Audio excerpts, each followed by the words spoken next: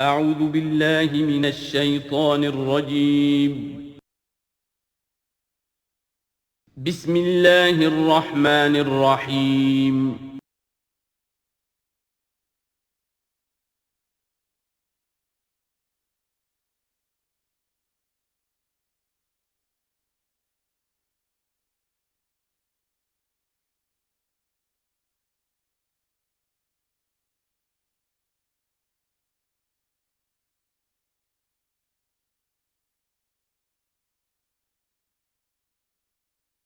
اعوذ باللہ من الشیطان الرجیم بسم اللہ الرحمن الرحیم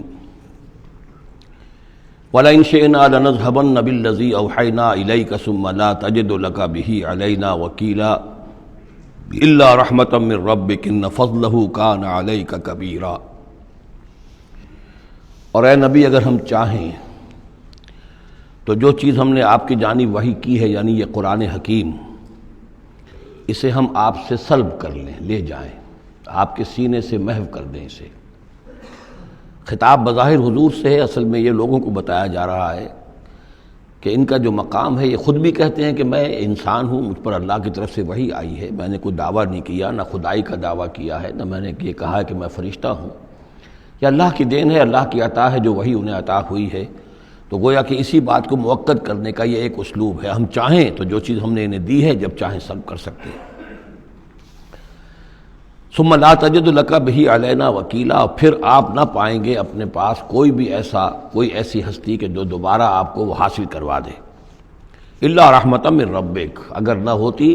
رحمت آپ کے رب کی طرف سے، یعنی آپ کی طرف سے رحمت، رب کی طرف سے رحمت آپ پر ہے، اس کے ہونے کا کوئی امکان نہیں ہے، لیکن یہ کہ اصولی اعتبار سے سمجھ لیجئے کہ نہ یہ وحی جو ہے یہ آپ کی اپنی خود ساختہ ہے، نہ آپ اس کو اپنے پاس برقرار رکھنے پر خود قادر ہیں، اللہ نے عطا کی ہے اور اللہ تعالیٰ ہی اسے آپ کے سینے میں جمع کرے گا اور محفوظ رکھے گا۔ ان فضلہ کان علیک کبیرا، اس میں کوئی شک نہیں کہ اللہ کا آپ پر جو فضل ہے وہ بہت بڑا ہے۔ اب یہ آ رہی ہے وہی جو تحدی اور چیلنج جو ہے کہ پوری کتاب کا مطالبہ شروع میں کیا گیا کہ لائیے، پوری کتاب لائیے، قرآن جیسی کتاب بنا کر لائیے۔ قل لئن اجتمعت الانس والجن علی ان یاتوا بمثل ھذا القرآن، کہہ دیجئے کہ اگر تمام انسان اور جن جمع ہو کر کوشش کریں کہ اس قرآن جیسی کوئی کتاب تصنیف کر لیں، لا یاتون الا بمثلہ ولو کان بعضهم لبعض ظہیرا، نہیں لا سکیں گے اس جیسی کتاب، تصنیف نہیں کر سکیں گے، خواہ وہ ایک دوسرے کی کتنی ہی مدد کر لیں۔ وَلَقَدْ صَرَّفْنَا لِلنَّاسِ فِي هَذَا الْقُرْآنِ مِنْ كُلِّ مَثَلٍ، اور ہم نے تو قرآن میں، اس قرآن میں لوگوں کے لیے، ان کی ہدایت کے لیے، ان کے سبق آموزی کے لیے ہر مثال بیان کر دی ہے۔ فَأَبَى أَكْثَرُ النَّاسِ إِلَّا كُفُورًا، لیکن اکثر لوگ جو ہیں وہ انکاری ہی ہیں اور وہ اڑے ہوئے ہیں کفران نعمت پر۔ وَقَالُوا لَن نُؤْمِنَ لَكَ، اب یہ آ گئی تفصیل، وہ جو معجزے مانگتے تھے، وہ کہتے ہیں ہم ہرگز نہیں مانیں گے آپ کو، آپ کی تصدیق نہیں کریں گے، حتیٰ تفجر لنا من الارض ینبوعا، یہاں تک کہ آپ اسی سرزمین مکہ میں ہمارے دیکھتے دیکھتے ایک چشمہ نکال دیں۔ او تکون لک جنۃ من نخیل، یا آپ کے لیے یہاں ایک باغ بن جائے، پیدا ہو جائے جو کھجوروں کا باغ ہو، وعنب، اور اس میں انگوروں کی بھی بیلیں ہوں، فتفجر الانہار خلالھا تفجیرا، اور اس باغ کے اندر جو ہے آپ نہریں بھی جاری کر کے دکھا دیں۔ اور تسقط السماء کما زعمت علینا کسفا، یا یہ کہ پھر جیسے آپ کا خیال ہے کہ قیامت کی جو خبریں دے رہی ہیں کہ قیامت کے وقت جو ہے وہ آسمان جو ہے اس طرح ہو جائے گا اور پہاڑ جو ہے اس طرح ہو جائیں گے، تو آپ کا خیال ہے تو پھر قرآن کا آسمان کا کوئی ٹکڑا ہم پر گرا کر دکھا دیے، تسقط السماء کما زعمت علینا کسفا، کہ یہ آسمان جو ہے ٹکڑے ٹکڑے ہو کر ہم پر گر جائے۔ اور تاتی باللہ والملائکۃ قبیلا، یا پھر یہ کہ آپ اللہ کو اور فرشتوں کو لے آئیے ہمارے سامنے، وہ ہم رو در رو ان کو دیکھ لیں۔ او یکون لک بیت من زخرف، یا پھر آپ کے لیے ایک محل، ایک سنہری محل جو ہے تعمیر ہو جائے۔ او ترقی فی السماء، یا پھر آسمان میں چڑھ کر دکھائیں۔ ولن نؤمن لرقیک حتی تنزل کتابا نقرأہ، اور ہم نہیں مانیں گے آپ کے چڑھنے کو بھی جب تک کہ آپ لے کر نہ اترے ایک کتاب جسے خود ہم پڑھیں کہ ہاں اس کتاب میں یہ لکھا ہوا ہے۔ ان تمام مطالبات کے جواب میں کیا فرمایا؟ قل، کہہ دیجئے سبحان ربی، میرا رب پاک ہے، هل کنت الا بشرا رسولا، میں اس کے سوا اور کیا ہوں کہ ایک بشر ہوں، رسول، میں انسان ہوں، صرف یہ کہ مجھ پر وحی آئی ہے اور وہ وحی میں تمہیں پہنچانے پر مامور ہوں۔ بنیادی فرق یہ ہے، باقی یہ کہ سیرت و کردار کا جو فرق عظیم ہے وہ تم بھی جانتے ہو، میں تمہارے درمیان ایک عمر گزار چکا ہوں، لیکن نوعیت جو ہے وہ تو یہ ہے کہ میں بھی ایک انسان ہوں، میں بھی اسی طرح پیدا ہوا ہوں جیسا تم پیدا ہوئے ہو، میرے والدین تھے، میں بھی کھانا کھاتا ہوں، میں بھی بازاروں میں چلتا پھرتا رہا ہوں، میں کاروبار کرتا رہا ہوں، میں نے بزنس کیا ہے ہر سطح کا، یہ سب تمہیں معلوم ہے۔ حل کنت الا بشرا رسولا، میں کیا ہوں سوائے اس کے کہ ایک بشر ہوں اور رسول۔ وما منع الناس ان یؤمنوا اذ جاءهم الہدی، اور نہیں روکا ہے لوگوں کو ایمان لانے سے جب کہ ان کے پاس ہدایت آ گئی، الا ان قالوا ابعث اللہ بشرا رسولا، مگر اس بات نے کہ انہوں نے کہا کہ کیا اللہ نے کسی بشر کو رسول بنا کر بھیجا ہے؟ رسول تو پھر کوئی فرشتہ آتا۔ اب اس کے جو دلیل یہاں دی گئی ہے وہ بہت اہم ہے۔ قل لو کان فی الارض ملائکۃ یمشون مطمئنین، کہہ دیجئے اگر زمین میں فرشتے آباد ہوتے اور چل رہے ہوتے یہاں پر اطمینان کے ساتھ، لنزلنا علیہم من السماء ملکا رسولا، تو پھر ہم آسمان سے ان پر کسی فرشتے ہی کو رسول بنا کر بھیجتے۔ یعنی رسول کا کام یہ ہدایت دینا، بات سمجھانا، پھر اپنی زندگی میں نمونہ پیش کرنا۔ انسانوں کے لیے فرشتہ کیسے نمونہ ہو جائے گا؟ انسانوں کے لیے تو انسان نمونہ ہوگا، فرشتوں کے لیے فرشتہ نمونہ ہوگا۔ فرشتہ جو ہے آ بھی جائے یہاں پر تو کہیں گے صاحب اس کو تو نہ کھانے پینے کی ضرورت ہے، نہ اس کا جورو جاتا ہے، اس کو تو کوئی ضروریات ہی نہیں ہے، یہ ٹھیک ٹھیک آدمی ہے اور ٹھیک ٹھیک اس کا کردار ہے، تو ٹھیک ہے ہم کیسے کریں؟ ہمارے تو جوری جاتا ہے، ہمارا رشتہ ہے، ہمارے بچے ہیں، ہمیں پیٹ لگا ہوا ہے، ہمیں یہ ہے، ہمیں وہ ہے۔ تو انسانوں کے اوپر حجت قائم کرنے کے لیے تو ظاہر بات ہے کہ انسانی رسول بھیجے جا سکتے ہیں۔ ہاں فرشتے آباد ہوتے تو فرشتے کو بھیج دیتے۔ قل لو کان فی الارض ملائکۃ یمشون مطمئنین لنزلنا علیہم من السماء ملکا رسولا قل کفی باللہ شہیدا بینی و بینکم، اے نبی کہہ دیجئے اب اللہ کافی ہے میرے اور تمہارے درمیان گواہ۔ بہت رد و قضا ہو چکی ہے، اب تو جو فیصلہ ہے وہ اللہ کرے گا اور وہ گواہ کافی ہے۔ انہ کان بعبادہ خبیرا بصیرا، اور وہ اپنے بندوں کو دیکھ رہا ہے، باخبر ہے، میرے حال سے بھی واقف ہے اور تمہاری جو کیفیت ہے اس کو بھی جانتا ہے۔ وَمَن يَهْدِ اللَّهُ فَهُوَ الْمُهْتَدِ، اور جسے اللہ ہی ہدایت دیتا ہے وہی ہدایت یافتہ ہوتا ہے۔ وَمَن يُضْلِلْ فَلَن تَجِدَ لَهُ أَوْلِيَاءَ مِن دُونِهِ، اور جس کی کہ ضلالت پر اس کی طرف سے فیصلہ ہو چکا ہو تو پھر اس کے لیے تم نہیں پاؤ گے کوئی بھی ولی اس کے سوا۔ وَنَحْشُرُهُمْ يَوْمَ الْقِيَامَةِ عَلَىٰ وُجُوهِهِمْ عُمْيًا وَبُكْمًا وَصُمًّا، اور ہم انہیں جمع کریں گے قیامت کے دن میدان حشر میں تو وہ منہ کے بل اوندھے چلیں گے، اندھے ہوں گے، گونگے ہوں گے، بہرے ہوں گے۔ مَأْوَاهُمْ جَهَنَّمُ، اور ان کا ٹھکانہ ہوگی آگ جہنم، کلما خبت، جیسے جیسے وہ بجھنے لگے گی زدناہم سعیرا، ہم اسے اور بھڑکا دیا کریں گے۔ یعنی یہ کہ اگر کہیں اس کی آگ میں کوئی کمی شدت میں، اس کی حرارت میں، تمادت میں آئے گی، ہم اس میں پھر اضافہ کر دیں گے۔ ذالک جزاؤہم بانہم کفروا، اور یہ ان کے لیے جزا ہے اس لیے کہ انہوں نے کفر کیا بآیاتنا، ہماری آیات کا۔ وقالوا اذا كنا عظاما ورفاتا، اور انہوں نے کہا کہ کیا جب ہو جائیں گے ہڈیاں اور وہ بھی چورا چورا، انا لمبعوثون خلقا جدیدا، تو کیا ہم دوبارہ اٹھا لیے جائیں گے ایک نئی تخلیق کی صورت میں۔ اولم یروا، کیا انہوں نے دیکھا نہیں، ان اللہ الذی خلق السماوات والارض قادر، کہ وہ اللہ کے جس نے آسمان بنائے اور زمین بنائی وہ اس پر قادر نہیں ہے، ان یخلق مثلہم، کہ ان جیسی مخلوق کو پیدا کر دے۔ تمہیں ایک دفعہ پیدا کیا تھا، تمہاری طرح کا آدمی دوبارہ پیدا کرنے اس کے لیے مشکل کیوں ہو گیا؟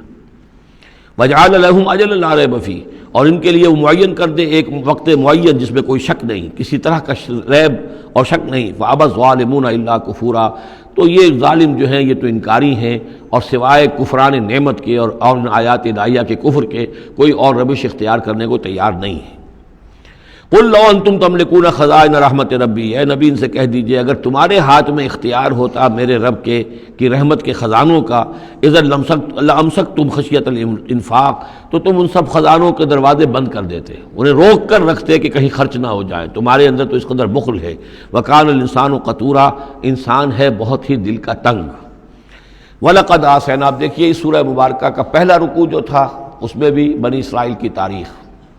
لیکن حضرت موسیٰ علیہ السلام کا وہاں سے ذکر شروع کیا کہ ہم نے انہیں کتاب دی، وَآتَيْنَا مُوسَى الْكِتَابَ وَجَعَلْنَاهُ هُدًى لِبَنِي اسرائیل۔ اور یہ واقعہ کب ہوا ہے کہ جبکہ مصر سے وہ نکل کر آ چکے تھے صحرائے سینا میں، گویا کہ پوری داستان جو مصر کی تھی اس کا وہاں پر تذکرہ نہیں ہے، لیکن اس سورہ مبارکہ کے آخری رکوع میں پھر حضرت موسیٰ کا ذکر آ رہا ہے۔ یہ گویا کہ خاص اسلوب ہے اس قرآن مجید کی صورتوں کا، خاص طور پر جو صورتیں کہ ایک ہی وقت میں خطبے کی شکل میں نازل ہوں، ان کی ایک تو یہ کہ ابتدائی اور آخری آیات جو ہیں ان کی ایک خصوصی اہمیت اور فضیلت ہوتی ہے، اور دوسرا یہ کہ ان کے اندر خاص ربط ہوتا ہے۔ تو بنی اسرائیل کی تاریخ کے بعد کے ادوار وہاں آئے ہیں، لیکن جو مصر کے اندر ان کے ساتھ ہوا ہے اس کا ذکر اب یہاں ہو رہا ہے۔ وَلَقَدْ آتَيْنَا مُوسَىٰ 9 آیَاتٍ بَيِّنَاتٍ، اور ہم نے موسیٰ کو 9 نشانیاں دی تھیں روشن۔ 2 نشانیاں تو وہ تھیں کہ جو وہ اولین مرحلے پر اللہ تعالیٰ نے ان کو دی تھیں، یعنی یہ کہ ایک عصا جو کہ وہ سانپ بن جاتا تھا یا اژدہا بن جاتا تھا، اور دوسرے ان کا وہ ہاتھ کہ جو چمکنے لگتا تھا۔ اس کے بعد 7 نشانیاں ان کو جو اور دکھائی گئیں مختلف اوقات میں، ان پر جو عذاب آئے اور حضرت موسیٰ کے دعا کرنے سے پھر وہ وقت پر ٹل جاتے رہے، تو ان میں سے سنین، نقص من الثمرات، طوفان، جراد یعنی ٹڈی دل، قمل چچڑیاں، ضفادع یعنی مینڈک، اور خون کی بارش، یہ تمام جو ہے یہ سورہ اعراف کے اندر تفصیل گزر چکی ہے۔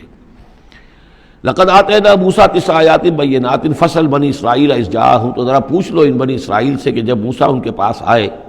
فقال له فرعون، تو فرعون نے ان سے کہا انی لاظنک یا موسیٰ مسحورا، کہ میں تو یہ سمجھتا ہوں کہ اے موسیٰ تم پر کوئی جادو ہو گیا ہے۔ اب دیکھیے یہی لفظ آیا یہاں پر جو حضور کے بارے میں صورت میں آیا ہے، ان تتبعون الا رجلا مسحورا،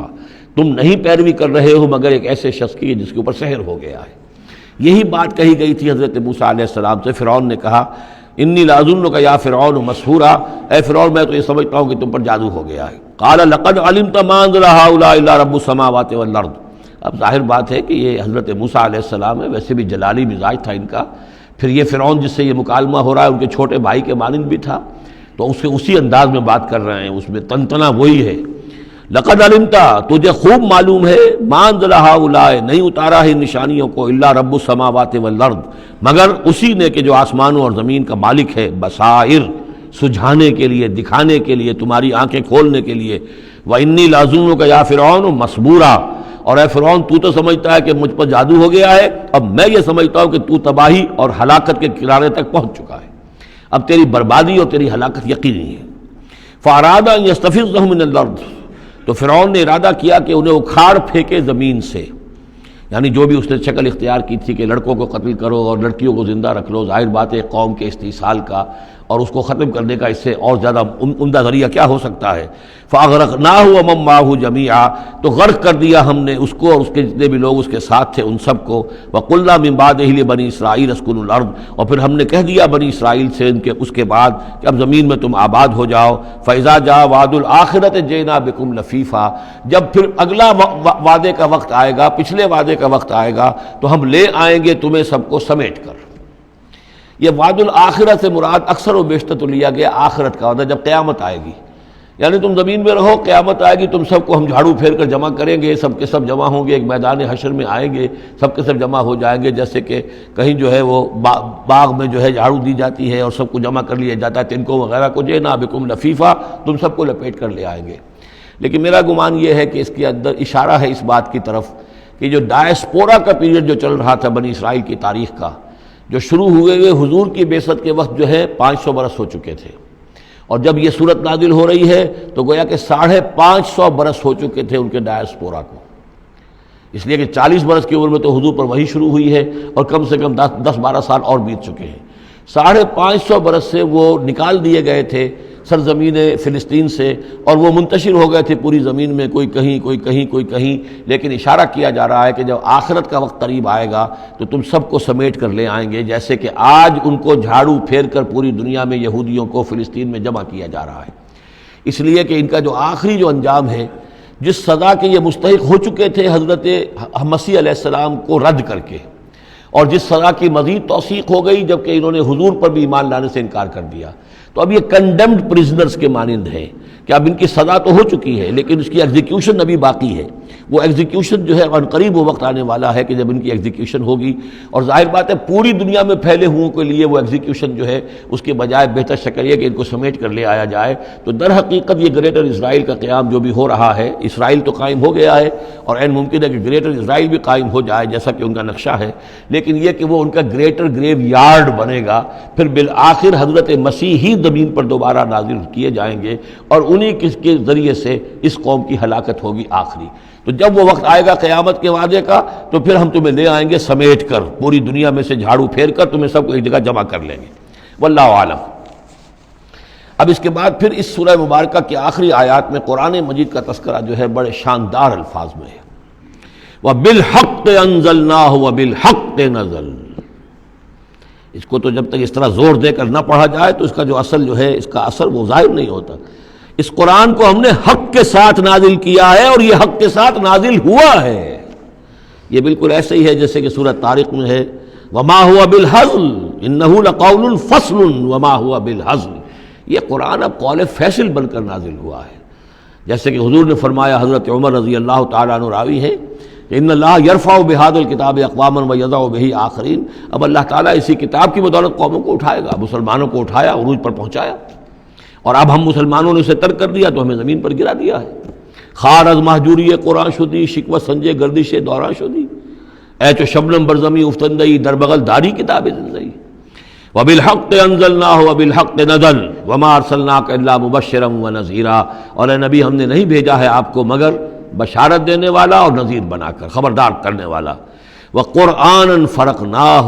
اور یہ قرآن جو ہے اس نے ہم نے ٹکڑے ٹکڑے کر کے بھیجا ہے، تھوڑا تھوڑا کر کے بھیجا ہے، ایک دم پورا نہیں اتار دیا ہے۔ لتقرؤوا علی الناس علی مکث، تاکہ آپ یہ پڑھیں لوگوں پر، لوگوں کو سنائیں پڑھ کر، ٹھہر ٹھہر کر، حالات کے مطابق،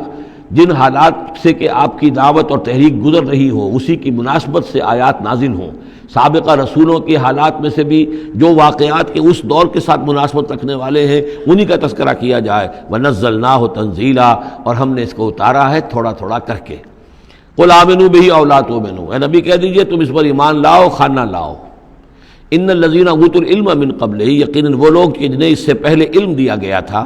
اذا یتلی علیہم، جب یہ قرآن ان کو پڑھ کر سنایا جاتا ہے، یخرون للاذقان سجدا، تو وہ اپنی ایڑیوں کے، اپنی ٹھوڑیوں کے بل سجدے میں گر پڑتے ہیں۔ ویقولون، اور کہتے ہیں سبحان ربنا، یہ یقیناً ہوں گے جب قرآن یہ کہہ رہا ہے تو یہود کے علماء میں سے اس وقت جب تک کہ براہ راست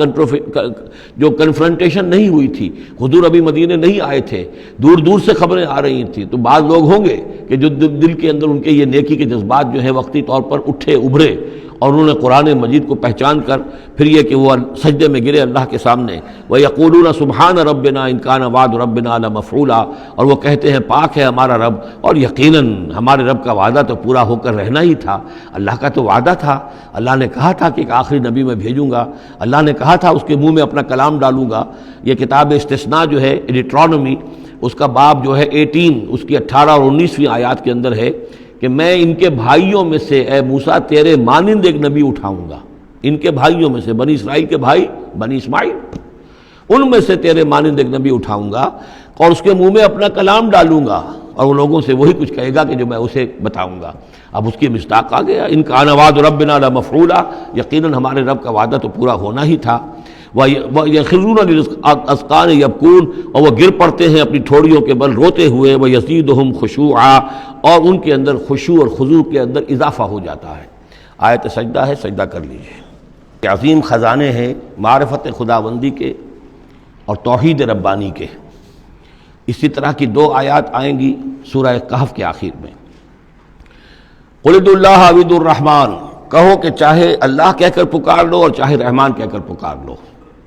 ایما تدعو، جس سے تم پکارو، فلہ الاسماء الحسنی، یہ جان لو کہ تمام اچھے نام اسی کے ہیں۔ ہر خیر، ہر خوبی، ہر بلائی، ہر حسن، ہر کمال، ہر جمال، جو بھی تم تصور کر سکتے ہو، any good, any beauty, any perfection, جس چیز کا تصور کرو وہ اللہ کی ذات میں بتمام و کمال موجود ہے۔ فللہ الاسماء الحسنی،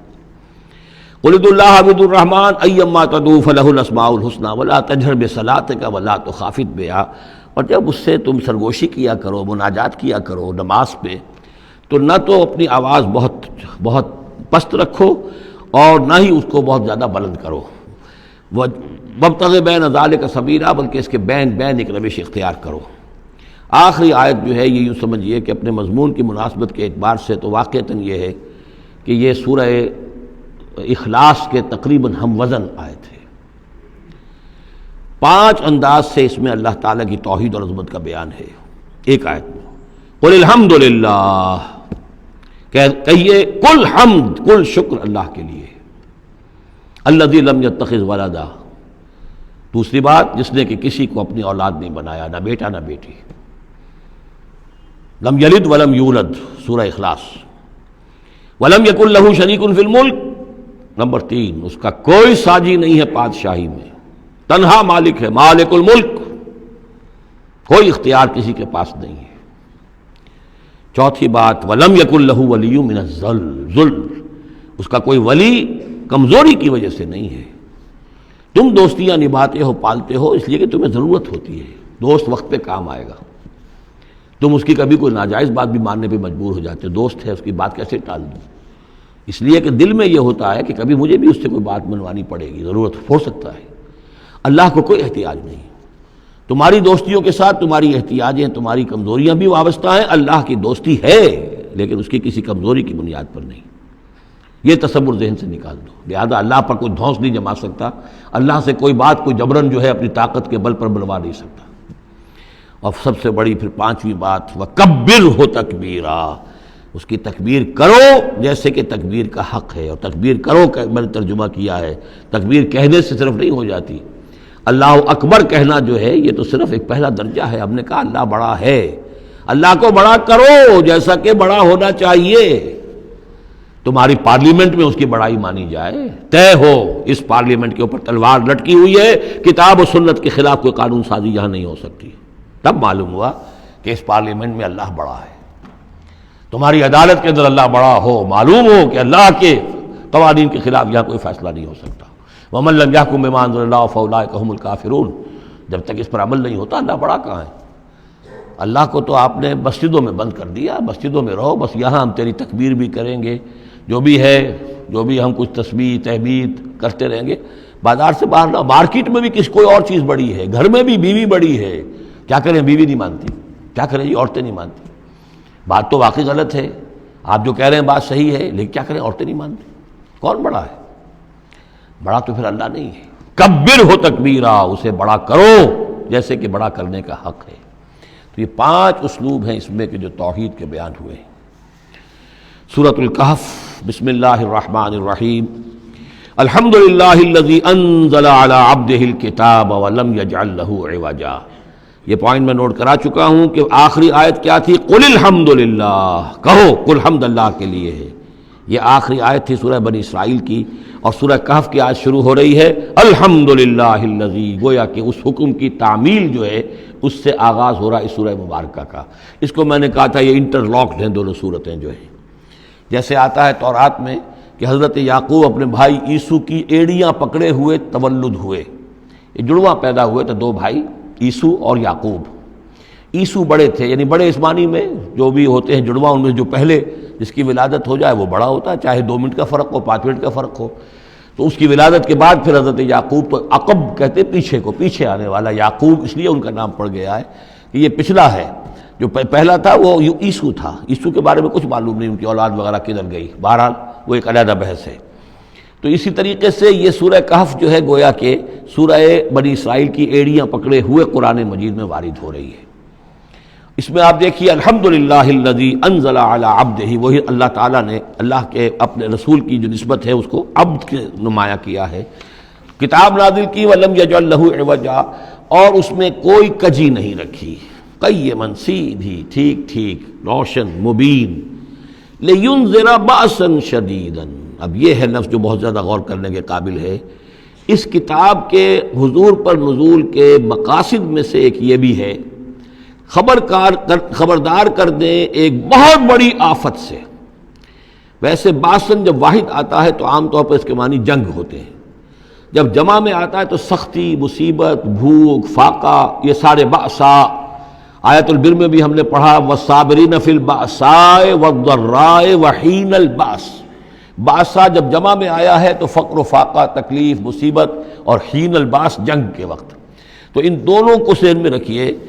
بہت بڑی آفت، بہت بڑی آفت، بہت بڑی آفت ایک تو ہے دجالی فتنے کی، دجال، المسیح الدجال جو آنے والا ہے، جس کے بارے میں حدیث میں آتا ہے کہ کوئی نبی اور رسول ایسا نہیں گزرا جس نے اپنی قوم کو دجال کے فتنے سے آگاہ نہ کیا، اور پوری انسانی تاریخ میں دجال کے فتنے سے بڑا کوئی فتنہ نہیں ہوگا، اور وہ ہر بندہ مومن کے امتحان کے لیے کڑا ترین جو ہے مرحلہ آ جائے گا، سخت ترین امتحان اس کا لیا جائے گا۔ تو یہ جو سختی ہے اس کی خبر دیتے ہوئے یہ سورہ مبارکہ نازل ہو رہی ہے۔ اور خاص طور پر اسے باسن اگر جنگ کے معنی میں لیں تو الملحمۃ العظمیٰ، کتاب الملاحم، جو کہ آپ دیکھیں گے احادیث کی کتابوں میں پورا باب ہے کتاب الملاحم، اور اس کا تعلق بھی دجال کے ساتھ ہے، کیونکہ پھر دجال ہی کو قتل کریں گے حضرت مسیح علیہ السلام نازل ہو کر. تو یہ سارا مسئلہ جو ہے اس کی خبر دینے کے لیے قیما لینذر بأسا شدیدا من لدنہ، گویا کہ یہ جو احادیث کی کتابوں میں آپ کو حدیث کے یہ ابواب ملتے ہیں، چاہے وہ کتاب الفتن ہو اور چاہے وہ کتاب جو ہے آثار قیامہ ہے، اس طرح کے جتنے بھی ہیں، اور کتاب الملاحم ہے، یہ گویا کہ اس کی شرح ہے. لینذر بأسا شدیدا من لدنہ، اور یہ ہوگا بھی خاص اللہ کی طرف سے، یہ آزمائش بھی، یہ دجال کا فتنہ بھی، یہ بہت بڑی جنگ بھی، جس کو آرمگڈون کہتے ہیں. کرسچین جو ٹریڈیشن ہے اس میں اس کے لیے لفظ ہے آرمگڈون، ایک بہت بڑی جنگ ہوگی. ڈکشنری میں بھی آپ دیکھیں گے کہ خیر اور شر کی قوتوں کے درمیان اس دنیا کے خاتمے سے پہلے ایک بہت بڑی جنگ ہونی ہے جس کا نام یہ آرمگڈون ہے. لینذر بأسا شدیدا من لدنہ ویبشر المؤمنین الذین یعملون الصالحات، اور تاکہ بشارت دے وہ ان اہل ایمان کو جو نیک عمل کرتے ہوں، ان لہم اجرا حسنا، کہ ان کے لیے ہوگا بہت اچھا بدلہ، ماکثین فیہ ابدا، اور وہ اس میں رہیں گے ہمیشہ ہمیشہ. یہ جو دجالی فتنہ ہے اس کے ساتھ ایک خاص مناسبت ہے سورہ مبارکہ کی. احادیث میں آتا ہے کہ دجالی فتنے کے اثرات سے بچنے کے لیے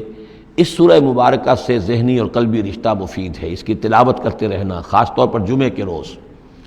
پوری سورہ کہف، ورنہ یہ کہ کم سے کم اس کی ابتدائی اور آخری آیات ان کی بڑی اہمیت ہے. دجالی فتنہ اصل میں کیا ہے سمجھ لیجئے کہ ایک تو ہے دجالی فتنہ بالعموم، دجل کہتے ہیں فریب کو، جیسے کہ کوئی نبی نہیں ہے، وہ اس نے فریبی لبادہ اوڑھ لیا، نبوت کا دعویٰ کر رہا ہے، وہ دجال ہے. تو اس طرح کی تو حضور نے فرمایا ہے کہ 30 دجال پیدا ہوں گے. انہی میں سے ایک ہمارے زمانے کے اندر جو ہے یہ غلام احمد قادیانی بھی تھا، وہ دجال تھا، جس نے کہ اعلان کیا کہ میں نبی ہوں جبکہ وہ نبی نہیں تھا. تو فریبی بنا ہوا جس نے کہ ملمہ اپنے اوپر چڑھایا ہوا ہے. اسی طریقے سے دجالی فتنہ یہ جو ہے اس پوری دنیا میں اس وقت جو فتنہ ہے وہ یہ ہے کہ مادہ پرستی کا اتنا غلبہ ہو چکا ہے ذہنوں کے اوپر، افکار کے اوپر، لوگوں کے نظریات کے اوپر، لوگوں کے اخلاق کے اوپر، لوگوں کے اقدار جو ہیں، ویلیوز جو ہیں اس کے اوپر، کہ وہ آخرت کو بالکل بھول گئے، اللہ کو بھول گئے، اسباب کے اندر گم ہے، مسبب الاسباب سے ذہول ہو گیا. دنیا ہی دنیا ہے، آخرت کو بھولے ہوئے ہیں. مادہ ہی مادہ ہے، روح سے کوئی سروکار ہی نہیں. یہ ہے بالعموم جس کا نام دجالی فتنہ ہے، کہ حقیقت کے اوپر پردہ پڑا ہوا ہے، آخرت پر دنیا کا پردہ پڑا ہوا ہے. یہ دنیا جو ہے در حقیقت کیا ہے؟ وَمَا الْحَيَاةُ الدُّنْيَا إِلَّا مَتَاعُ الْغُرُورِ، یہ دھوکے کا سامان ہے. اصل زندگی کو اس نے ڈھانپا ہوا ہے. ہم نے یہ سمجھ لیا کہ زندگی یہی ہے، اسی کے لیے بھاگ دوڑ، محنت، صبح و شام، اسی کے مستقبل کی فکر ہے، لیکن اصل جو زندگی اس کی کوئی فکر ہی نہیں ہے. باقی ایک دجال جو ہے جو آئے گا، وہ معاملہ احادیث کے اندر بھی بڑی طوالت کے ساتھ ہے، اور اس میں کافی پیچیدگیاں بھی ہیں، بعض چیزیں جو ہیں ایک دوسرے سے کچھ مختلف بھی ہیں، اس میں پھر اہل علم کو بہرحال مطابقت پیدا کرنی پڑتی ہے. میں نے جہاں تک اپنی کوشش کی ایک رائے تک میں پہنچا ہوں، لیکن ابھی میں اسے بیان نہیں کر رہا ہوں. بہرحال دجالی فتنے کی خبریں موجود ہیں بہت شدت کے ساتھ، اور اس صورت کا پڑھنا جو ہے اس میں بہت مفید ہے. اس صورت کے مضامین کا دجالی فتنہ بالعموم سے کیا تعلق ہے وہ تو اس ہم دورہ ترجمہ دوران کے اس کے دوران بھی آپ کو معلوم ہو جائے گا، لیکن اس کے جو خاص بڑے مباحث ہیں، خاص طور پر یہ کہ ایک ہمارے بہت بڑے عالم گزرے ہندوستان میں اس صدی کے آغاز میں، مولانا مناظر حسن گیلانی، انہوں نے اس میں باقاعدہ کتاب لکھی ہے، آپ کو مل جائے گی بازار میں بھی، اصحاب کہف کے جو کا معاملہ، سورہ کہف کے مباحث ہیں ان کے. میں نے اس کو اپنی ایک تقریر کے اندر کسی خطاب جمعہ میں سورہ کہف کے مضامین کا خلاصہ بیان کیا تھا، جس کا عنوان ہے دنیا کی حقیقت. ظاہر بات ہے تفاصیل زیادہ جو ہیں وہ میرے لیے ممکن نہیں ہے کہ اس دورہ ترجمہ کے دوران بیان کر سکوں. وَيُنذِرَ الَّذِينَ قَالُوا اتَّخَذَ اللَّهُ وَلَدًا، اور خبردار کر دے ان لوگوں کو جنہوں نے کہا کہ اللہ نے بیٹا بنایا. یہ ساری دجالیت جو ہے اس کی جڑ کیا ہے؟ مسیحیت، جو موجودہ مسیحیت ہے، جو حقیقت میں مسیحیت نہیں ہے، پولزم ہے، جس کی بنیاد تثلیث پر ہے کہ اللہ کا بیٹا بنا دیا حضرت مسیح علیہ السلام کو، اور انہیں کفارہ بنا دیا تمام جو بھی مان لے ان کو ان کے گناہوں کا، پیش کی معافی ہے ان کے گناہوں کی جو حضرت مسیح پر ایمان لے آئے.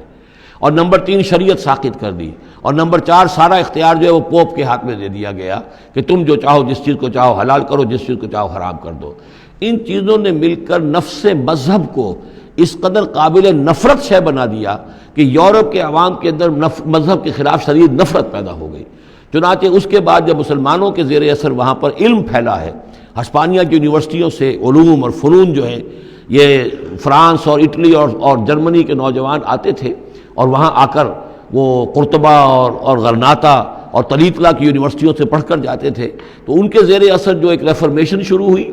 اصلاح مذہب اور ایک رینائسنس، تحریک احیاء العلوم،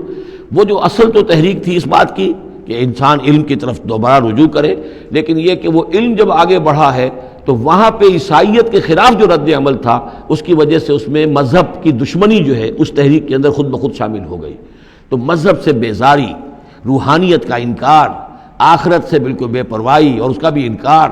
اور خدا ہے یا نہیں ہے اس سے کوئی سروکار نہیں، یہ جو اس تہذیب کے اصل میں اثرات بنے ہیں سارے، یہ اسی غلطیوں کا یہ اثرات ہیں، نتائج ہیں کہ جو عیسائی مذہب کے اندر جو یہ تحریفات کر کے جو غلطیاں کی گئی ہیں. اس کو یہاں کہا گیا ہے کہ ان لوگوں نے کہ جنہوں نے یہ عقیدہ ایجاد کیا، ما لہم بہ من علم، ان کے پاس اس کے لیے کوئی علمی سند نہیں ہے، ولا لآبائہم، نہ ان کے آباء و اجداد کے پاس کوئی سند تھی. کبرت کلمۃ تخرج من افواہہم، بہت بڑی بات ہے جو ان کے منہ سے نکل رہی ہے، بہت بڑی گستاخی ہے جو یہ اللہ تعالیٰ کی شان میں کر رہے ہیں. ان یقولون الا کذبا، یہ نہیں کہہ رہے مگر جھوٹ، سراسر سیدھا سفید جھوٹ بول رہے ہیں. فلعلک باخع نفسک علی آثارہم، تو اے نبی شاید کہ آپ اپنے آپ کو ہلاک کر لیں گے ان کے جو اثرات پڑنے والے ہیں. عیسائیت کے اس غلط عقیدے کے جو نتائج برآمد ہوئے ہیں، جب یہ نتائج ظاہر ہوں گے تو وہ اتنے سنگین ہوں گے، فلعلک باخع نفسک، کہ ان کے احساس سے اور ان کے ادراک سے شاید کہ آپ اپنے صدمے سے اپنے آپ کو ہلاک کر لیں. ان لم یؤمنوا بہذا الحدیث اسفا، اگر یہ لوگ اس حدیث پر، اس قرآن پر، یہ بات جو بتائی جا رہی ہے اس پر ایمان نہ لائے، اس پر ایمان نہ لائے، اپنے اس غلط عقیدے پر قائم رہے، اس غلط مذہب کو انہوں نے برقرار رکھا، تو اس کا جو رد عمل ہوگا نوع انسانی پر، اور اس سے تاریخ انسانی اور انسانی ثقافت جس غلط رخ پر پڑے گی، جو دجالیت کا فتنہ اس سے جنم لے گا، ان تمام چیزوں کے اثرات سے شاید آپ کو اتنا صدمہ ہو کہ فلعلک باخع نفسک علی آثارہم ان لم یؤمنوا بہذا الحدیث اسفا.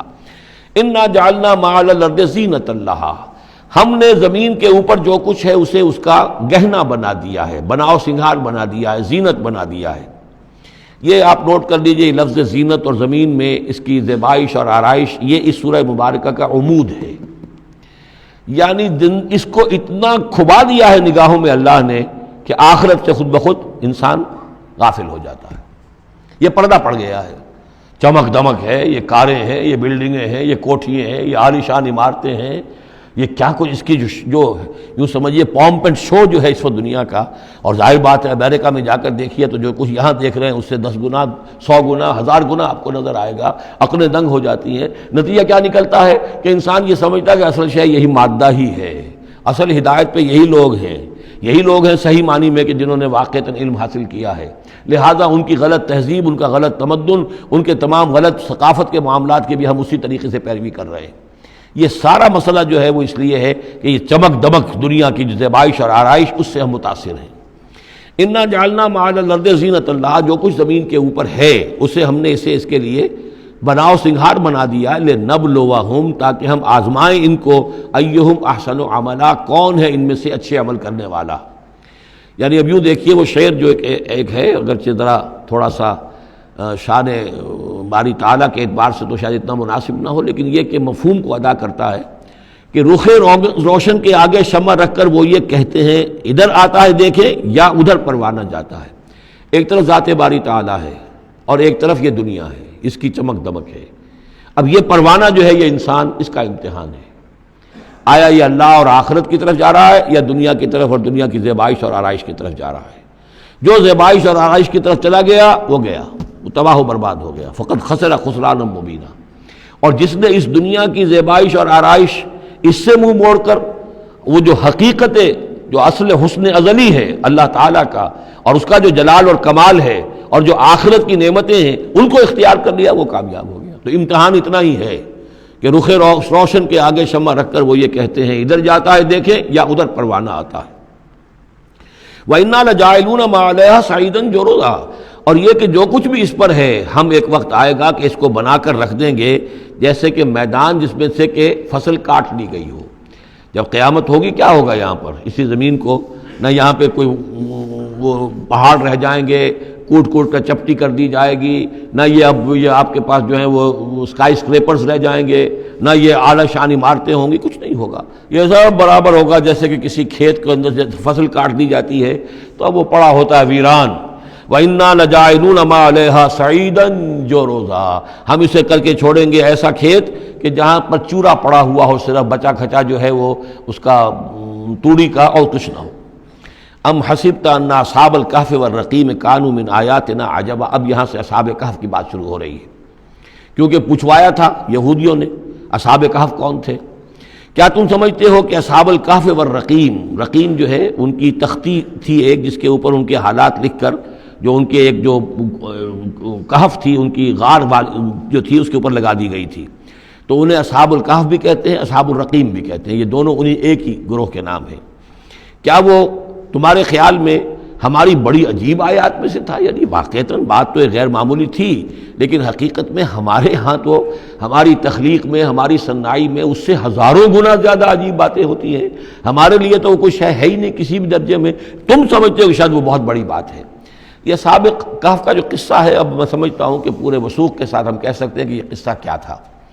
دیکھیے، جب حضرت مسیح علیہ السلام آئے ہیں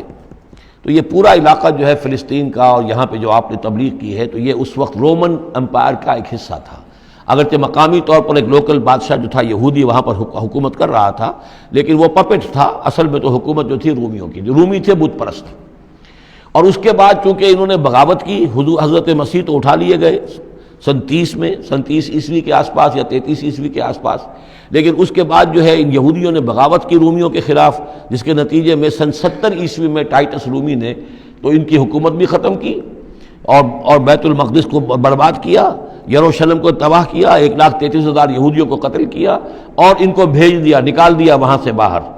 اس وقت کا معاملہ یہ ہے کہ اب کوئی اکے دکے جو بھی رہ جاتے تھے یہاں پر، کوئی یہودی یا عیسائی،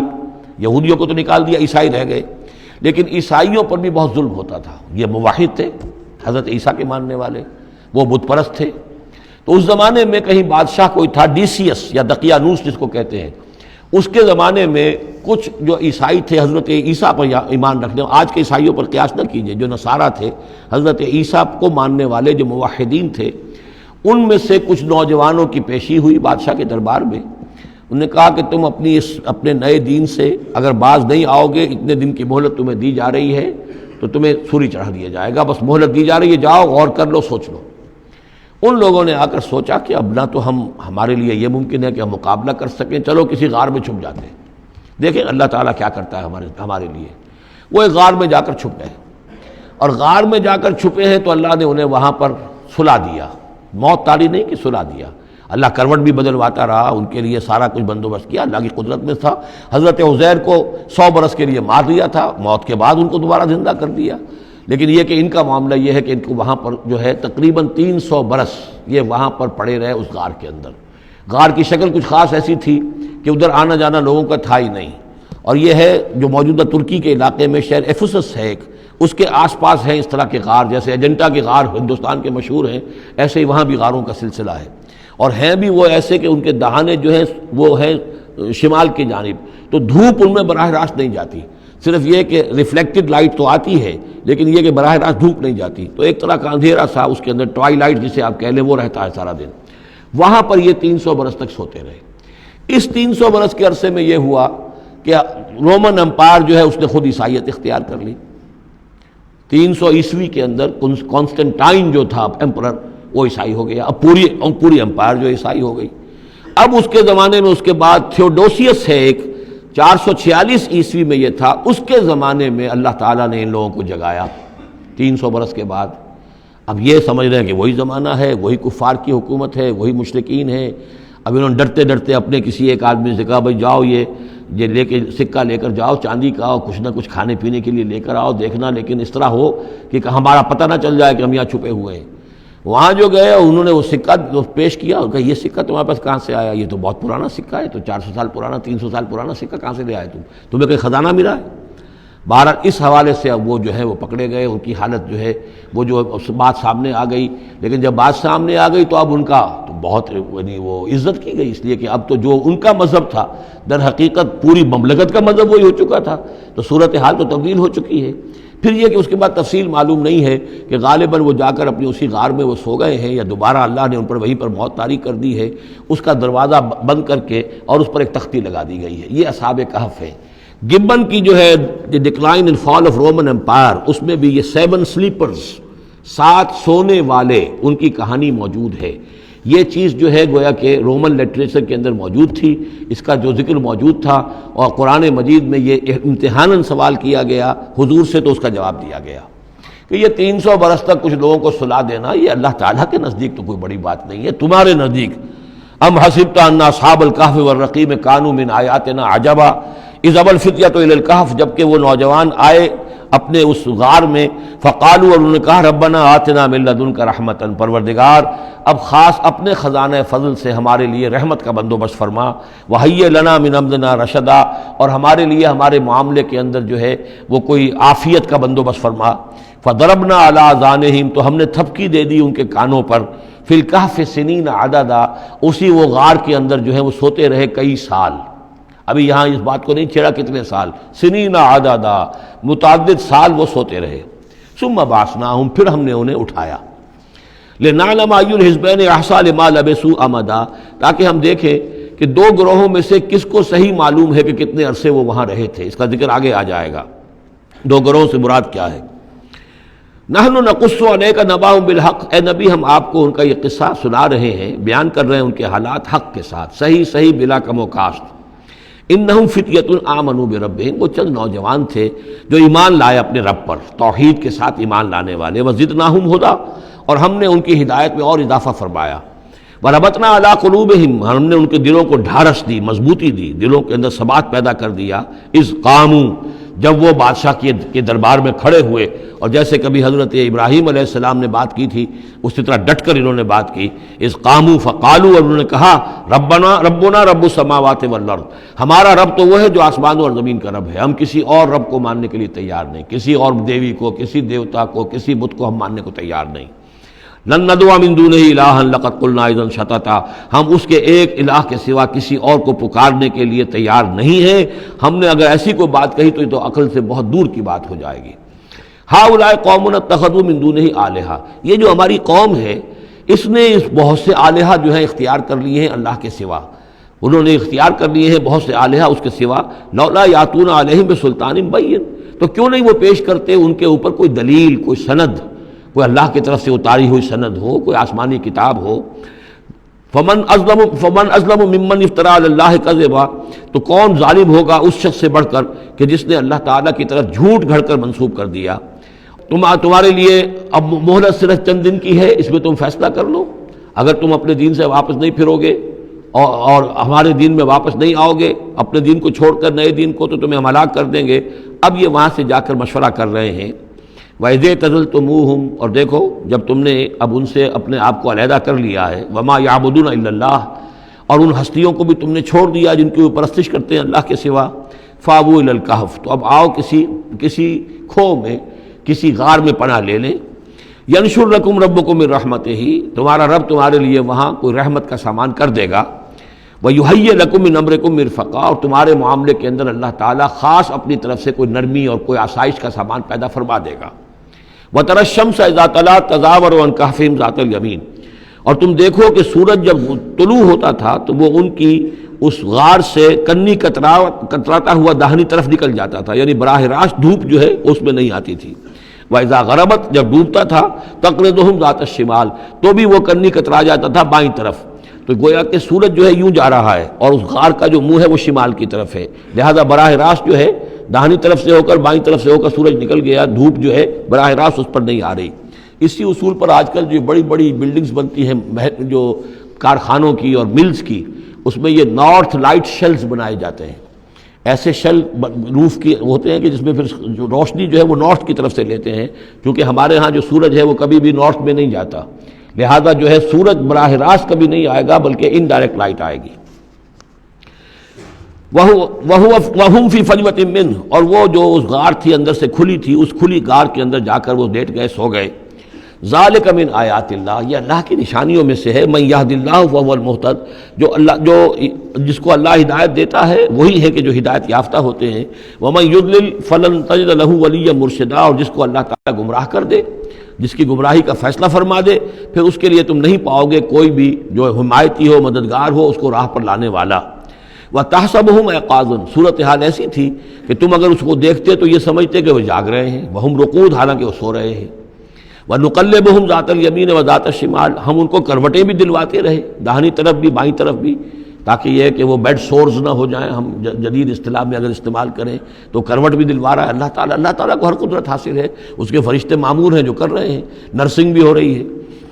ذات الشمال وکلبہم باسط ذراعہ بالوسید، ان کا ایک کتا بھی تھا جو اپنے دونوں ہاتھ پھیلا کر، دونوں اگلے جو ہیں پاؤں جو ہاتھ اس کو سمجھیے، وہ اس کے کوئی بہت ہی خونخوار قسم کا کتا تھا جو اس غار کے منہ پر اپنے دونوں ہاتھ پنجے آگے پھیلا کر بیٹھا ہوا ہے زور سے۔ اس کا نتیجہ کیا نکلتا تھا؟ لو اطلعت علیہم، اگر اچانک تمہارا کہیں وہاں گزر ہو جائے، لولیت منہم فرارا ولملیت منہم رعبا، تو وہاں سے تمہارے اوپر غروب طاری ہو جائے، خوف طاری ہو جائے، اور میں وہاں سے تم بھاگو، کہ بڑا بھیانک منظر ہے، ایک کہف ہے، اندر اندھیرا ہے، اور آگے جو ہے بڑا کوئی ٹیریئر بل قسم کا کتا جو ہے وہ بیٹھا ہوا ہے، خوفناک قسم کا، اور اس نے اپنے پنجے بھی آگے کیے ہوئے ہیں۔ وَلَمُلِئْتَ مِنْهُمْ رُعْبًا وَكَذَلِكَ بَعَثْنَاهُمْ، اسی طرح پھر ہم نے انہیں ایک وقت میں اٹھایا، لِيَتَسَاءَلُوا بَيْنَهُمْ، تاکہ وہ آپس میں ایک دوسرے سے سوال کریں۔ قَالَ قَائِلٌ مِّنْهُمْ كَمْ لَبِثْتُمْ، ان میں سے ایک نے کہا کتنے عرصے یہاں ہم رہے ہوں گے، کیا خیال ہے آپ کا؟ قَالُوا لَبِثْنَا يَوْمًا أَوْ بَعْضَ يَوْمٍ، انہوں نے کہا کہ ہم رہے ہوں گے ایک دن یا دن کا کچھ حصہ، تھوڑی سی نیند ہم نے لی ہے، استراحت کی ہے، اور کیا کیا ہے۔ قَالُوا رَبُّكُمْ أَعْلَمُ بِمَا لَبِثْتُمْ، کچھ اور تھے، انہوں نے کہا چھوڑو اس بات کو، اللہ تمہارا جانتا ہے کتنی دیر رہے، 2 گھنٹے رہے، 2 دن رہے، کیا پتہ، ہمیں کیا معلوم۔ فَابْعَثُوا أَحَدَكُمْ بِوَرِقِكُمْ هَٰذِهِ، تو لو یہ چاندی کا سکہ، ورق جو ہے چاندی کو کہتے ہیں، تو اس کو دے کر ایک آدمی کو بھیجو الی المدینۃ، شہر کی طرف، فَلْيَنظُرْ، وہ دیکھے، أَيُّهَا أَزْكَىٰ طَعَامًا، کہاں سے کوئی پاکیزہ خوراک مل سکے۔ ظاہر بات ہے کہ وہ ان کا جو تصورات تھے، موحد بھی تھے تو وہ پاکیزہ کھانا بھی چاہتے تھے۔ أَيُّهَا أَزْكَىٰ طَعَامًا فَلْيَأْتِكُم بِرِزْقٍ مِّنْهُ، تو اس میں سے کچھ ہمارے لیے راشن لے آئے۔ وَلْيَتَلَطَّفْ، اور دیکھے کہ وہ نرمی کرے، کسی سے جھگڑ نہ پڑے، کہیں کسی سے جھگڑ پڑا اور جھگڑنے کی وجہ سے پھر کوئی شکل ہو جائے تو ہم تک لوگ پہنچ جائیں، تو بڑی نرمی کے ساتھ وہ معاملہ کرے۔ یہ ولیتلطف نوٹ کر لیجئے، یہ تعداد حروف کے اعتبار سے قرآن مجید کا نصف ہے۔ ولیتلطف کا تے نصف اول میں ہے، لام یہ نصف ثانی میں ہے، یہ نصف ہے تعداد حروف، الفاظ نہیں، حروف، الفابیٹس جو ہیں، جو حروف کی گنتی کی گئی ہے اس کے اعتبار سے یہ ٹھیک نصف ہو گیا، آدھے حروف اس کے تا پر پورے ہو گئے اور بقیہ آدھے جو ہیں شروع ہو رہے ہیں لام سے۔ وَلْيَتَلَطَّفْ، اور نرمی کا معاملہ رکھے، وَلَا يُشْعِرَنَّ بِكُمْ أَحَدًا، اور ایسا نہ ہو کہ وہ ہمارے اوپر متنبع کر دے، لوگوں کو مطلع کر دے، اس کا ذریعہ بن جائے۔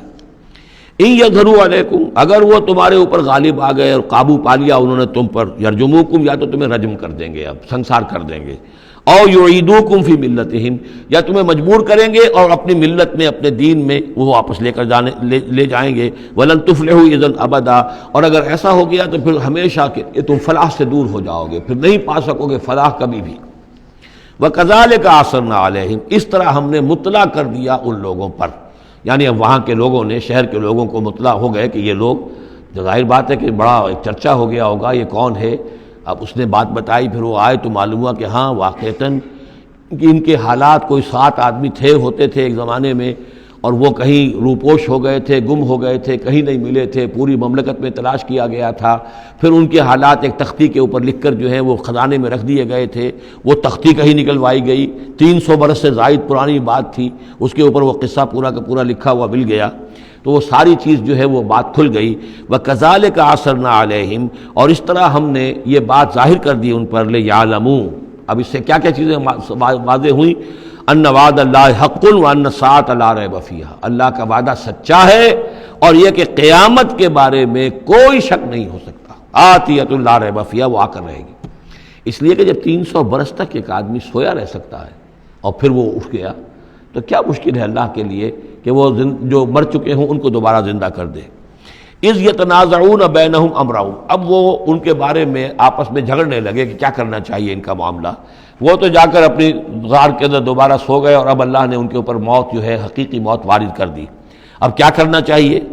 اذ یتنازعون بینہم امرہم، تو انہوں جب کہ وہ آپس میں جھگڑ رہے تھے، فقالوا ابنوا علیہم بنیانا، کچھ لوگوں نے کہا کہ یہاں پہ ایک یادگار تعمیر کر دی جائے، ایک عمارت تعمیر کی جائے، معلوم ہو کہ یہاں اتنا بڑا واقعہ ہوا ہے تو اس کے پاس ایک یادگار تعمیر ہو۔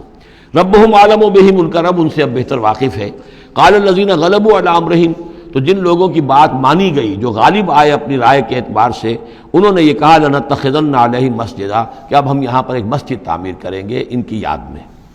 اب یہاں تک کا واقعہ بیان کر کے فرمایا سیقولون ثلاثۃ رابعہم کلبہم، یہ لوگ کہیں گے کہ وہ 3 تھے اصحاب کہف اور چوتھا تھا ان کا کتا۔ ویقولون خمسۃ سادسہم کلبہم، اور کچھ یہ کہیں گے کہ نہیں وہ 5 تھے اور چھٹا تھا ان کا کتا، رجمم بالغیب۔ یہ ساری باتیں جو یہ کہہ رہے ہیں یہ اندھیرے کے اندر ٹامک ٹوئیاں ہیں، یہ تیر تکے چلا رہے ہیں اندھیرے کے اندر۔ وَيَقُولُونَ سَبْعَةٌ وَثَامِنُهُمْ كَلْبُهُمْ، اور ان میں سے کچھ وہ بھی ہیں جو کہتے ہیں کہ وہ 7 تھے اور 8واں ان کا کتا تھا۔ قُلْ رَبِّي أَعْلَمُ بِعِدَّتِهِمْ، کہہ دیجئے کہ میرا رب زیادہ بہتر جانتا ہے کہ ان کی تعداد کتنی تھی۔ مَا يَعْلَمُهُمْ إِلَّا قَلِيلٌ، نہیں جانتے اس چیز کو مگر بہت کم لوگ۔ یہاں قرآن مجید نے صراحت تو نہیں کی، لیکن مفسرین کا کہنا یہ ہے کہ بٹوین دی لائن بتا دیا کہ یہی رائے صحیح ہے، اس لیے کہ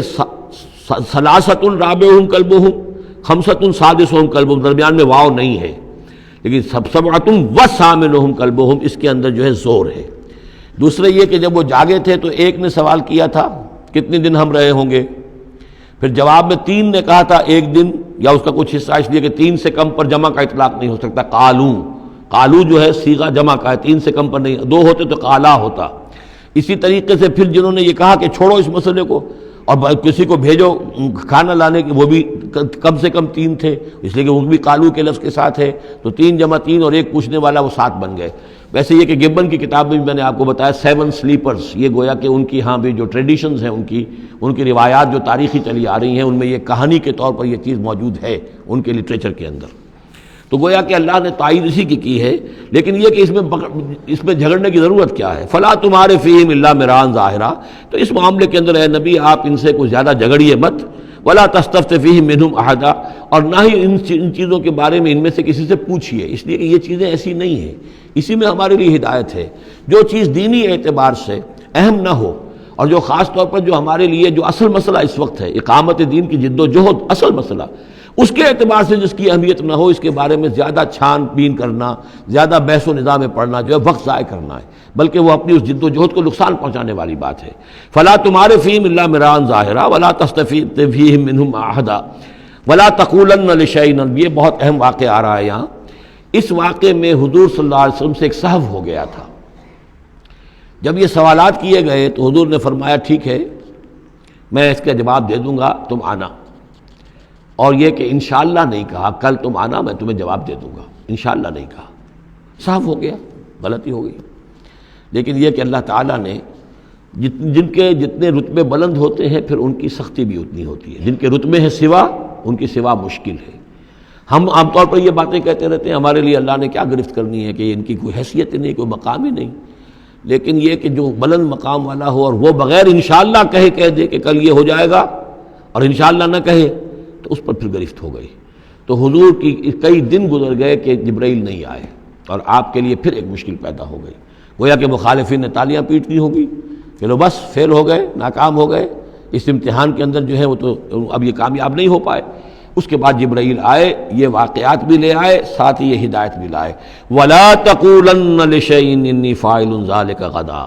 دیکھیے کبھی نہ یہ کہیے گا کہ یہ کام میں کل ضرور کر دوں گا، إِلَّا أَن يَشَاءَ اللَّهُ، مگر اس استثناء کے ساتھ اگر اللہ نے چاہا۔ یہ ہماری تہذیب کے اب یوں سمجھیے کہ کچھ کلمات ہیں سماجی، ہمارے ثقافت کے، ان کے اندر جو ہے توحید کی روح جو ہے وہ کوٹ کوٹ کر بھری ہوئی ہے۔ کوئی اچھا منظر دیکھا، سبحان اللہ، یعنی یہ کہ اس منظر میں کچھ نہیں ہے، اصل میں حسن اللہ کا ہے۔ پھول دیکھا، سبحان اللہ، پھول کی تعریف نہیں کر رہے ہیں، اب بنانے والے کی تعریف ہے جس نے اتنا عمدہ پھول بنایا ہے۔ کوئی آپ کو کوئی تکلیف رفع ہوئی، کوئی ضرورت پوری ہوئی، الحمدللہ، بھوک لگی ہوئی تو کھانا کھایا، الحمدللہ، تعریف اللہ کے لیے۔ کوئی چیز آپ اپنے گھر میں داخل ہوئے، منظر اچھا لگا، بچے کھیل رہے ہیں، بڑا اچھا ماحول ہے، کہیے ماشاء اللہ، جو اللہ کو پسند ہے، یہ جو کچھ ہے وہ اللہ کی مشیت سے ہے، یہ کوئی میری صلاحیت سے، میری قوت سے تو نہیں ہے۔ اسی طرح سے کوئی کام کرنا، انشاءاللہ میں یہ کام کرنا تو چاہتا ہوں، ارادہ تو ہے، لیکن ظاہر بات ہے کہ اللہ تعالیٰ کی مشیت کے بغیر، اللہ کی مرضی اور اذن کے بغیر تو نہیں ہو سکتا۔ تو یہ بھی گویا کہ، اور یہ سارے کلمات اس صورت میں آپ کو مل جائیں گے، ماشاءاللہ، انشاءاللہ، اور اس سے پہلے ہم الحمدللہ سے شروع کر چکے ہیں۔ الحمدللہ الذی انزل علی عبدہ الکتاب ولم یجعل لہ عوجا ولا تقولن لشیء انی فاعل ذلک غدا الا ان یشاء اللہ واذکر ربک اذا نسیت، اور اپنے رب کو یاد کر لیا کیجئے جب آپ بھول جائیں، یعنی یہ کہ اگر کسی وقت بھول جائیں تو پھر جب یاد آ جائے وَاذْكُرْ رَبَّكَ، تو پھر اللہ تعالیٰ کی طرف دھیان لگائیے، وَقُلْ عَسَىٰ أَن يَهْدِيَنِ رَبِّي لِأَقْرَبَ مِنْ هَٰذَا رَشَدًا، اور کہیے کہ ہو سکتا ہے کہ میرا رب اس معاملے میں اس سے بہتر راہ کی طرف میری رہنمائی کر دے، یعنی میں یہ کیوں کہوں کہ یہ کام میں کروں گا، ہو سکتا ہے اللہ تعالیٰ جو ہے اس سے بہتر کوئی صورتحال پیدا کر دے۔ لہذا اس معاملے کے اندر بھی کوئی زیادہ جازم ہو جانا نہیں چاہیے، بلکہ معاملات کو تفویض الامر الی اللہ، سپردم بتو مایا خیش را تو دانی حساب کم و بیش را، تو اس طریقے سے انسان جو ہے اللہ تعالیٰ کے حوالے کیے رکھے۔ وَلَبِثُوا فِي كَهْفِهِمْ 300 سنین وازدادوا تسعا، اور وہ رہے اپنی اس غار میں 300 برس اور اس کے اوپر 9 سال۔ اس کی تعبیر کیا ہے؟ شمسی حساب سے 300 برس، اور یہ 300 برس جو شمسی ہوتے ہیں جو سولر کیلنڈر کے، وہ قمری حساب سے 309 بن جاتے ہیں۔ اس حوالے سے یہ دونوں عدد بالکل صحیح ہے۔ قل اللہ اعلم بما لبثوا، کہیے یہ بھی اللہ بہتر جانتا ہے کتنے عرصے رہے، اس میں بھی بحث میں پڑھنے کی ضرورت نہیں۔ لہو غیب السماوات والارض، اللہ تعالیٰ ہی کے اختیار میں ہے اور اللہ ہی کے علم میں ہے غیب کل کا کل آسمانوں اور زمین کا۔ اب صرف بہی واس میں، کیا ہی عجیب اور اچھا ہے وہ دیکھنے والا، اور کیا ہی اچھا ہے وہ سننے والا، اس کی سماعت، اس کی بصارت کا تم کیا اندازہ کرو گے۔ ما لہم من دونہ من ولی، ان کا کوئی ساتھی اور پشت پناہ اور مددگار اور حمایتی نہیں ہے اس کے سوا۔ ولا یشرک فی حکمہ احدا، اور وہ اپنے حکم اور اختیار اور اپنی حاکمیت کے حق میں کسی کو شریک کرنے کو تیار نہیں ہے۔ یہ جو توحید حاکمیت جو ہے، اس کے بارے میں نوٹ کر لیجئے، سورہ یوسف میں ہم نے پڑھا ان الحکم الا للہ امر اللہ تعبدوا الا ایاہ ذلک الدین القیم۔ سورہ بنی اسرائیل کی آخری آیت میں آیا ولم یکن لہ شریک فی الملک، بادشاہت میں اس کا کوئی شریک نہیں۔ یہاں فرمایا ولا یشرک فی حکمہ احدا، وہ اپنے حکم اور حاکمیت کے اختیار میں کسی کو شریک کرنے کے لیے تیار نہیں۔ وَاتْلُ مَا أُوحِیَ إِلَیکَ مِن کتاب ربک، اور اے نبی تلاوت کیجئے جو آپ کی طرف وحی کی گئی ہے آپ کے رب کی کتاب میں سے، یعنی یہ جو سخت حالات ہیں جن سے آپ گزر رہے ہیں، دباؤ ہے آپ پر بہت شدید، اس میں آپ کے لیے سہارا کیا ہے؟ وَمَا صَبْرُكَ إِلَّا بِاللَّهِ، اور اللہ کے ساتھ اپنا قلبی تعلق اور ذہنی رشتہ قائم کرنے کے لیے سب سے مؤثر ذریعہ کیا ہے؟ قرآن مجید کی تلاوت۔ وَاتْلُ مَا أُوحِیَ إِلَیکَ مِن کتاب ربک، جو بھی آپ کی طرف وحی کیا گیا ہے آپ کے رب کی کتاب میں سے، اس کی تلاوت کرتے رہا کیجئے۔ لا مبدل لکلماتہ، اس کی باتوں کو بدلنے والا کوئی نہیں ہے۔ وَلَن تَجِدَ مِن دُونِہ مُلْتَحَدًا، اور اس کے سوا آپ کو کہیں کوئی پناہ نہیں ملے گی۔ پناہ دینے والا بھی وہی ہے، کوئی اور پناہ نہیں دے سکے گا۔ سختی کتنی بھی ہے جھیلیے، برداشت کیجئے، اس سختی کو آسان بنا سکتے ہیں اللہ کی کتاب کی تلاوت کیجئے اور کر کے سناتے رہیے اپنے ساتھیوں کو بھی، اسی سے تمہارے اوپر یہ سختیاں جو ہیں ہلکی ہو جائیں گی، ان بھاری چیزوں کو برداشت کرنا آسان ہو جائے گا۔ لیکن جان لیجئے پناہ ملے گی تو اللہ کے دامن میں۔ لن تجد من دونہ ملتحدا واصبر نفسک مع الذین یدعون ربہم بالغداۃ والعشی، اور اپنے آپ کو روکے رکھیے اور صبر کیجئے ان لوگوں کے ساتھ جو اپنے رب کو پکارتے ہیں صبح و شام۔ یہ اگرچہ غرباء میں سے ہیں، یہ بلال ہیں، یہ عبداللہ ابن ام مکتوم ہیں، یہ نابینا ہیں، یہ ابو فقی ہیں، یہ غلام ہیں، یہ عمار ہیں، اور یہ اسی طریقے سے خباب ہیں، لوہار ہیں، یہ لوگ جو ہیں آپ ان کی اس رفاقت کو غنیمت سمجھیے۔ وَاصْبِرْ نَفْسَكَ مَعَ الَّذِينَ يَدْعُونَ رَبَّهُم بِالْغَدَاةِ وَالْعَشِيِّ يُرِيدُونَ وَجْهَهُ، وہ اللہ کی رضا کے طالب ہیں، طلبگار ہیں، اللہ سے محبت کرنے والے ہیں۔ وَلَا تَعْدُ عَيْنَاكَ عَنْهُمْ، اور دیکھیے آپ کی نگاہیں ان سے ہٹ کر، ادھر نہ جائیں جن کے پاس دولت ہے، انہم ترید زینت الحیات الدنیا، کہیں آپ کی نگاہ ادھر نہ جائے جہاں زیبائش ہے، آرائش ہے، دنیا کی چمک دمک ہے، دولت ہے، آپ ولید بن مغیرہ کی طرف تو متوجہ ہوں اور عبداللہ ابن ام مکتوم کی جانب نہ ہو، معاذ اللہ ایسا نہ کیجیے۔ یہ بالکل وہی بات ہے جو ہم سورہ ہجر میں بھی پڑھ چکے ہیں، وَلَا تَمُدَّنَّ عَيْنَيْكَ إِلَىٰ مَا مَتَّعْنَا بِهِ أَزْوَاجًا مِّنْهُمْ زَهْرَةَ الْحَيَاةِ الدُّنْيَا، یہ جو بھی ہم نے ان کو دے رکھا ہے دنیا کا ساز و سامان، چمک دمک، اس کی طرف آپ کی نگاہیں نہ اٹھیں۔ وَلَا تَعْدُ عَيْنَاكَ عَنْهُمْ، آپ کی نگاہیں ان سے ہٹ کر، انہیں نظر انداز کر کے ان لوگوں کی طرف نہ متوجہ ہو جائیں، ترید زینت الحیات الدنیا، تو کیا آپ بھی دنیا کی، کہ لوگوں کو یہ گمان ہونے لگے، شک ہو جائے کہ آپ کی نگاہ میں بھی دنیا کی زینت کا جو ہے بہت اس کی اہمیت ہے۔ وَلَا تُطِعْ مَنْ أَغْفَلْنَا قَلْبَهُ عَنْ ذِكْرِنَا، اور مت بات مانیے اس کی جس کے دل کو ہم نے اپنی یاد سے غافل کر دیا ہے، وَاتَّبَعَ هَوَاهُ، اور جو اپنی خواہش نفس کی پیروی کر رہا ہے، وَكَانَ أَمْرُهُ فُرُطًا، اور اس کا کام جو ہے وہ اعتدال سے بہت ادھر ادھر ہو گیا ہے۔ بارک اللہ لی ولکم فی القرآن العظیم ونفعنی وإیاکم بالآیات والذکر الحکیم۔